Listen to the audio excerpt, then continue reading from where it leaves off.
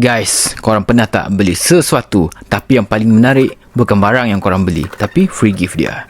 Hari tu aku beli satu protein ni. Sekali seller bagi free gift. Orang sekarang panggil jajan-jajan, benda manis, benda sedap, benda yang boleh buat kita senyum kejap. Tapi antara semua jajan tu, B2 Nutrition bagi aku Hydro Whey Protein ni. Katanya ada advanced flavor technology. Aku pun tertanya-tanya, betul ke sedap? Aku tak nak try kosong-kosong. Aku buat versi aku sendiri. Aku upgrade lagi, campur dengan susu. Lepas tu, masukkan protein ni, tutup shaker dan kita buat benda wajib zaman sekarang. Shake. Terus teringat zaman WeChat dulu. Shake, look around. Siapa tahulah.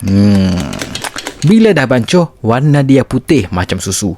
Nampak macam milkshake pula. Tapi bagi aku, protein ni bukan setakat tengok kandungan je. Sebab benda ni kita minum hari-hari. Jadi rasa tu memang penting. So aku review dari segi rasa sahaja. Dan selepas aku cuba, aku bagi 5.5 bintang daripada 5 bintang.